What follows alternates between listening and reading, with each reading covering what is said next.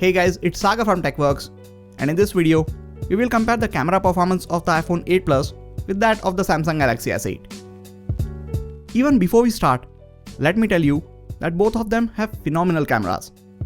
I recently went on a vacation where I was traveling on my motorcycle, so I had to pack very light.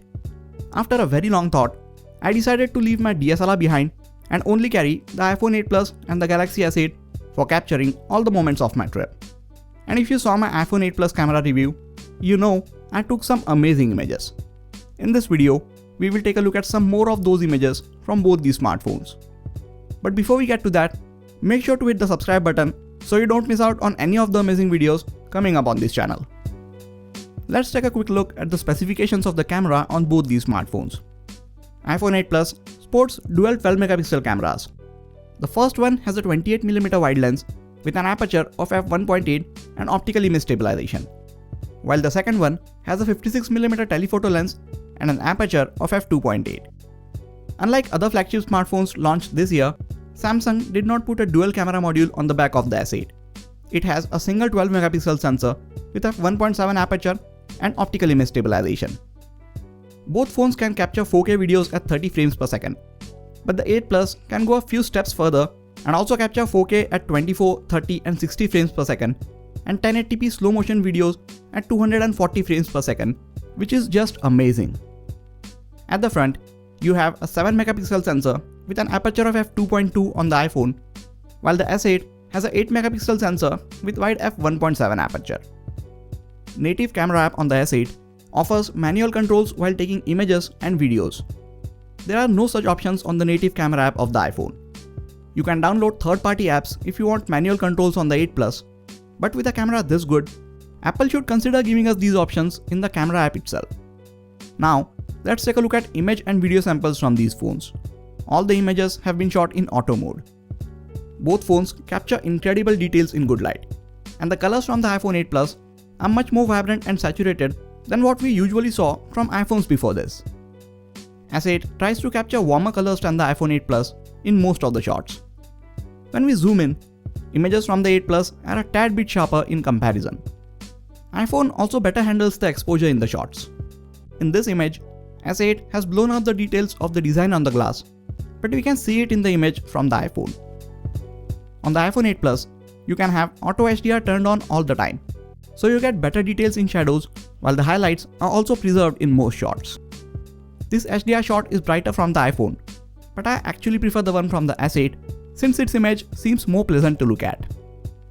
Before moving on to the close-up shots, here is a quick test between the focusing speed of these cameras. iPhone has a nice, fast and smooth transition when you switch focus from near to far objects. Focusing on the S8 is much faster. It comes in very handy when you are capturing images, but for shooting videos, this fast transition looks abrupt. So I prefer the focusing of the iPhone while shooting videos and of the S8 while taking images. Both cameras capture close-up shots with lot of details and the background is blurred out very well. But the S8 again tried to capture warmer colors, which you may or may not like depending on your color preference. The dual cameras on the iPhone allow you to take amazing portrait shots like these even in low lighting conditions. It has got a lot better than when it was introduced last year, and I use it more often now. You have the selective focus mode on the S8, which tries hard but can't quite take shots like the portrait mode. That being said, if you have some patience and take your time composing the shot, selective focus can give you amazing shots like this. The dual camera on the iPhone also lets you take 2x images without any loss in image quality. It is nice to have this feature, but I don't use it too often. With that, we come to the low light performance of these phones. Both have optical image stabilization and wide aperture, so they capture amazing images even when the light goes down. In these conditions, S8 tried to cool the colors in the shot as opposed to making them warmer in good light. So again, I like the colors from the iPhone 8 Plus in low light as well. There is very less noise in these images, which shows how good smartphone cameras have got over the years. Front-facing camera of the S8 has a wider field of view and it captures more light thanks to the wide aperture, while the iPhone has a better dynamic range and it captures slightly more details. Coming to the video performance, both again do a very good job. With S8 topping its video capture to 4K at 30 frames per second.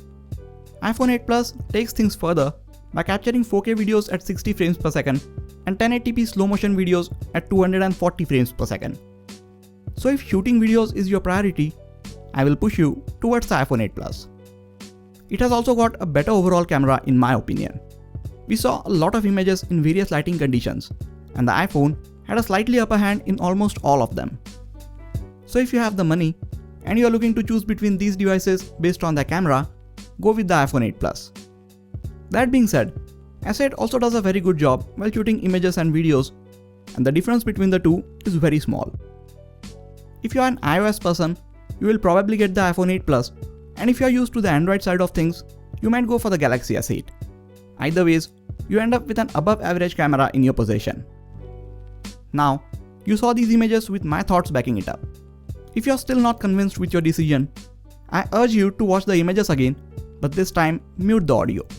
Look at the images in the highest resolution you can and see which one you like better. Hopefully this way, you can make a better purchase decision. If you do decide to get any of these smartphones, I will appreciate if you get them from the links in the description section. It helps the channel out at no extra cost to you. That is it for this video guys. What are your thoughts about the camera on both these smartphones? Do let me know in the comment section. Please hit the like button if you enjoyed this video and subscribe to the channel for more amazing videos like this. You can also check out some of the other videos on this channel. This has been Sagar, and I'll catch you guys in the next video. Take care.